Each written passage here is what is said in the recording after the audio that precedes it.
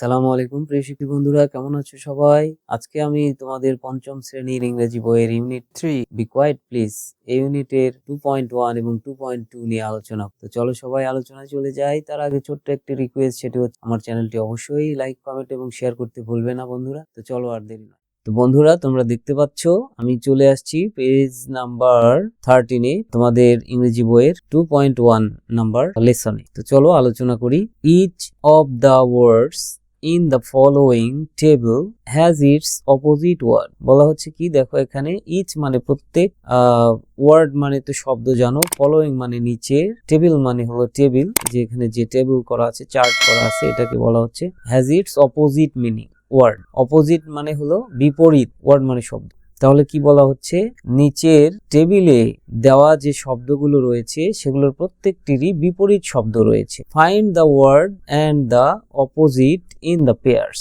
বলেছে সেই শব্দটি এবং তার বিপরীত শব্দটি তোমরা জোড়ায় জোড়ায় খুঁজে বের করো। তারপরে কি কাজ, now write them in column A and column B. তারপরে সেগুলোকে কলাম এ তে লিখবে এবং বি তে লিখবে। অর্থাৎ তোমরা যে শব্দটা বাছাই করে কলাম এ তে লিখবে তারই বিপরীত শব্দ বাছাই করে কলাম বি তে লিখতে হবে। একটি তোমাদের জন্য করেই দেওয়া আছে, দেখতে পাচ্ছ কলাম এ তে দেওয়া আছে স্ট্রং, আর স্ট্রং এর বিপরীত কি, কলাম বি তে উইক, দুর্বল। স্ট্রং মানে শক্তিশালী, উইক মানে দুর্বল। তো আমরা এটি সমাধান করার পূর্বে কি করব, এই শব্দগুলোর অর্থ আগে জেনে নিব। দেখি, ডার্ক মানে হলো অন্ধকার, উইক মানে দুর্বল, নিয়ার মানে নিকটে, ক্লিন মানে পরিষ্কার, ফার মানে দূরে, ওয়ার্ম মানে গরম, ডার্টি মানে নোংরা, কোয়েট মানে শান্ত বা চুপ থাকা, লাউড মানে জোরে, কোল্ড মানে হলো কি ঠান্ডা, স্ট্রং মানে শক্তিশালী,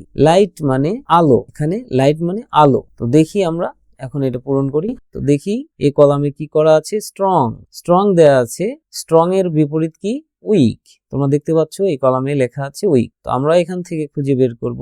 আমি যদি প্রথম শব্দটা নিই ডার্ক, প্রথম শব্দটা নিলাম ডার্ক, তো ডার্কের বিপরীত কি হবে, লাইট, ডার্কের বিপরীত কি হবে, লাইট। এরপরে নিয়ার যদি লিখি, এখানে নিয়ারের বিপরীত কি, নিয়ার মানে নিকটে, তাহলে হবে যে ফার। এরপরে যদি আমরা লিখি ক্লিন, তাহলে বি কলামে হবে ডার্টি, ডার্টি মানে হলো নোংরা, ক্লিন মানে পরিষ্কার, ডার্টি মানে নোংরা। এরপরে এই কলামে যদি আমরা লিখি ওয়ার্ম, তাহলে তার বিপরীত শব্দ অপোজিট ওয়ার্ড কি হবে, কোল্ড। 2.2 তে কি বলা হচ্ছে, মেক সেন্টেন্সেস, সেন্টেন্স তৈরি করো ইউজিং দ্য অ্যান্টোনিমস। অ্যান্টোনিম শব্দের অর্থ হলো বিপরীত শব্দ দিয়ে, বিপরীতার্থক শব্দ দিয়ে সেন্টেন্স তৈরি করো। এই যে এখানে অ্যান্টোনিমের আরো ক্লারিফিকেশন করা আছে, যে অপোজিট মিনিং, বিপরীত অর্থ, অফ দ্য আন্ডারলাইন্ড ওয়ার্ডস, অর্থাৎ যে শব্দের নিচে আন্ডারলাইন করা আছে সেই শব্দটার বিপরীত শব্দ অর্থাৎ অ্যান্টোনিম তোমাদের লিখতে হবে, সেটি দিয়ে আবার বাক্য তৈরি করতে। The first one is done for you, প্রথমটি তোমাদের জন্য করেই দেয়া আছে। যেমন দেখো এই নাম্বারে কি বলা হচ্ছে, দিস ওয়াটার ইজ কোল্ড। এই যে দেখো এখানে কোল্ড বলা আছে, তার মানে কোল্ড এর নিচে দাগ দেওয়া আছে, এন্ড কোল্ড এর বিপরীত কি, ওয়ার্ম। তাহলে ওয়ার্ম দিয়ে একটি বাক্য রচনা করতে হবে, দিস ওয়াটার ইজ ওয়ার্ম, এই পানিগুলো গরম। পরেরটা আমরা দেখি, the boy is healthy, the boy is healthy, বালকটি স্বাস্থ্যবান।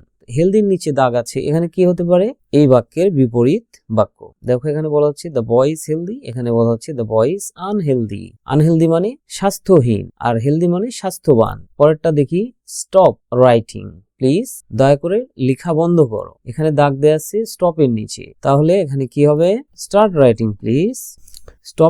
স্টপ হচ্ছে থামানো, আর স্টার্ট হলো শুরু করা। আচ্ছা, পরেরটা দেখি, Ryan is happy today, Ryan আজ সুখী বা খুশি। তো দেখি এর বিপরীত কি হতে পারে, হ্যাপির বিপরীত unhappy, Ryan is unhappy today. এরপরটা দেখি E number, he writes quickly, সে তাড়াতাড়ি করে লিখে। এর বিপরীত কি হবে, কুইকলির বিপরীত স্লোলি, তাহলে আমরা লিখি হি রাইটস স্লোলি। তো বন্ধুরা দেখতে পেলে যে এখানে যে শব্দগুলো আন্ডারলাইন করা আছে সেগুলোর বিপরীত শব্দ দিয়ে বাক্য তৈরি করা হলো। তো বন্ধু আজকের মতো এখানেই রাখছি, দেখা হবে অন্য কোনো ভিডিওতে। আসসালামু আলাইকুম।